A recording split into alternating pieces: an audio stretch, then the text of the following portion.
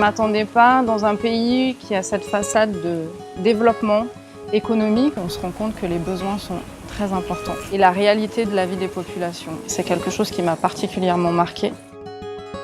Ce qu'on a pu constater, c'est que les centres de santé étaient très peu fréquentés parce que la communauté n'avait pas cette confiance, n'avait pas confiance dans les prestataires de soins, n'avait pas confiance dans la qualité des soins qu'ils allaient trouver. C'est une problématique qu'on rencontre de partout et souvent les décès sont liés à une consultation tardive dans un centre de santé. On a été reçus par les gens du quartier ils ont quand même mobilisé pas mal de personnes. La responsabilité et l'énergie avec laquelle le directeur du centre gère ce lieu est incroyable. C'est à partir de l'hémoglobine qu'on peut dire qu'un sujet est anémie ou pas. D'accord. Donc c'est ici on fait la prévention de la malnutrition.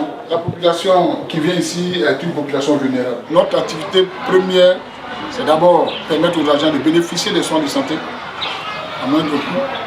Couvrir cette population cible-là en santé, permettre aux gens d'accoucher dans les bonnes conditions, et puis faire la promotion de la santé à travers la vaccination, la prévention de nutrition, etc.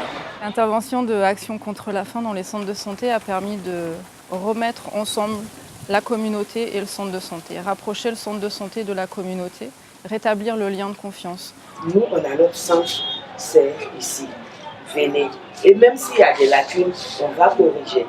Désormais, cette habitude-là reste dans le quotidien. Entrer à l'hôpital, se laver les mains. Sortir de l'hôpital, se laver les mains. Je pense que voilà, c'est un pas sur la prévention, sur certaines maladies. C'est des plateformes qui permettent un échange entre les prestataires de soins et les communautés et ces groupes spécifiques.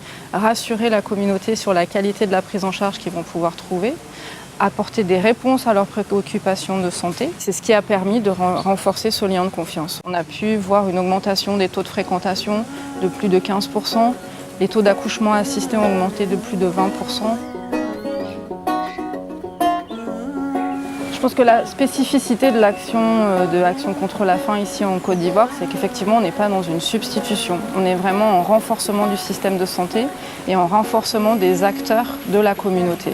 On peut soumettre un certain nombre d'idées, mais en général c'est une analyse qui est faite par la communauté et par les prestataires de soins eux-mêmes et on essaye de les orienter et de les encourager dans une voie que eux estiment la meilleure.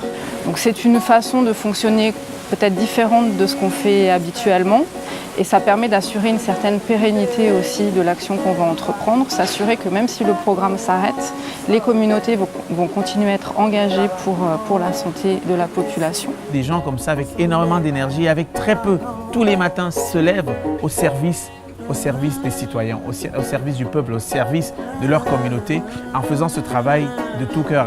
En une semaine, ce que j'ai appris a fait de moi quelqu'un d'autre lorsque je vais rentrer demain. Ce que je vais raconter à mes proches, j'aurais vécu une expérience incroyable et c'est la raison pour laquelle je serai 1 million de fois ambassadeur d'Action contre la faim.